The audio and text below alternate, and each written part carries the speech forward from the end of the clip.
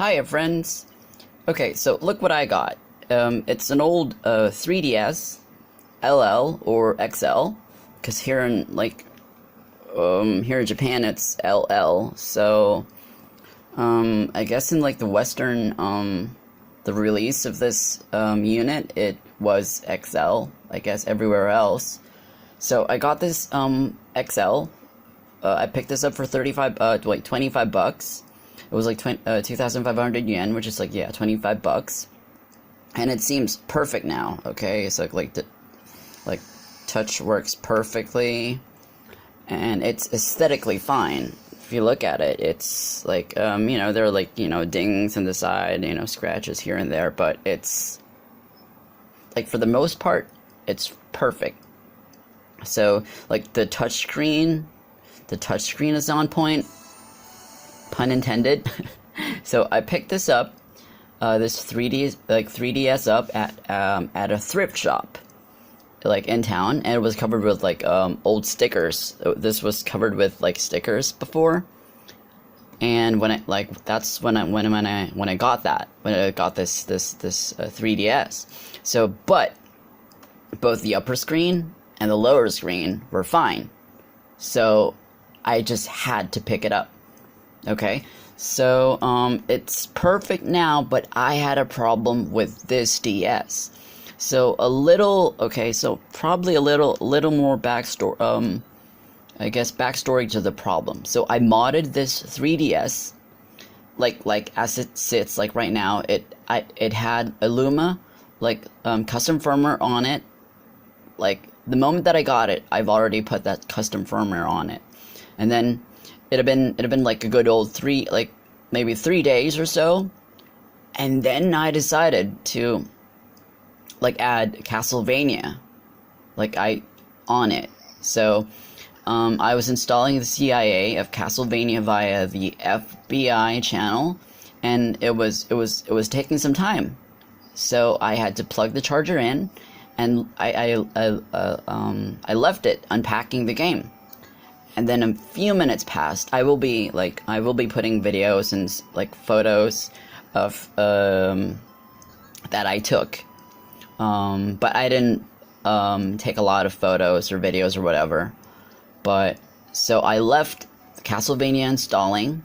It was plugged in, and then a few minutes passed, and then when I got back to it, the screen, both the upper and lower screens, were black.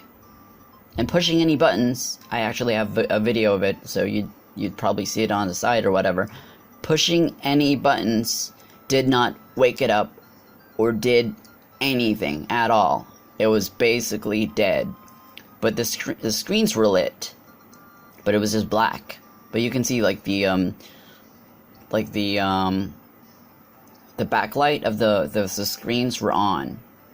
Okay, so I then restarted it and was welcomed with the same problem.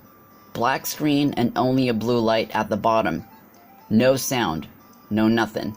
So I've tried a number of fixes. First, I've put the SD card in my computer, and then I checked if the boot.bin was on the SD card, and it was there. So either way, I've replaced it with an updated one. Same, did not do anything. It was still unresponsive. I've also tried the shoulder, the shoulder buttons, plus A and up and start combo. Did not work. The only thing that I could do with it was I could go to the recovery, because I've modded the system. It had the modded recovery. I also have videos of that and some photos you can see in this video. So I know that it wasn't totally hard bricked. It was soft bricked. And then I tried to recover the 3DS because I had a backup. I had a backup of the NAND. So I loaded the backup file and installed it to the system memory properly. But when I powered it on, still the same problem. Black screens, both upper and lower. Upper and lower, Hyatode. Both black, but I have the indicator on, the light indicator on, the power indicator.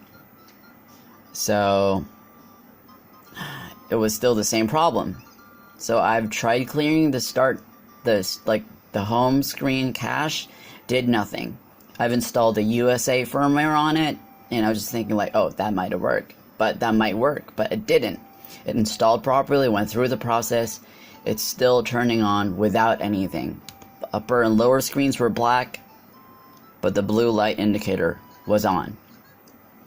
And then I even tried like Japanese and European like firmwares on it, but it basically did not work. So I have by then exhausted all my options.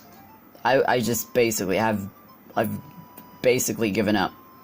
But, you know, like the tinker that I am, you know, at the back of my head I was thinking like the reason why it probably failed is because like I was installing Castlevania on it, right?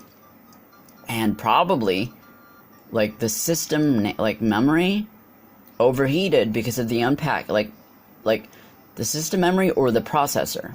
Like you know, like the SMDs are just on the board, and they have like really small solder balls underneath them, and if they are pushed to the extreme, they produce a lot of heat, and those little tiny balls basically have like micro gaps in them. They'd basically like form gaps, and then there would the electrical contacts would then not have contacts. So that then I was like at the back of my head like, oh, that might be the problem. So you'll see photos of it. I took the board out.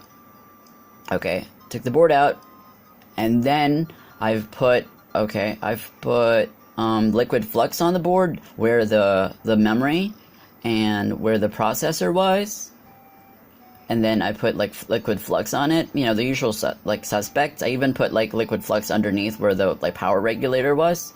So system NAND, the CPU, and the power regulator, I put like liquid flux on them, and then I heated the bottom part with a blow dryer because I didn't have a heat gun. With a blow dryer for like a good 25 minutes. It was set on low, but it was like high heat, but low.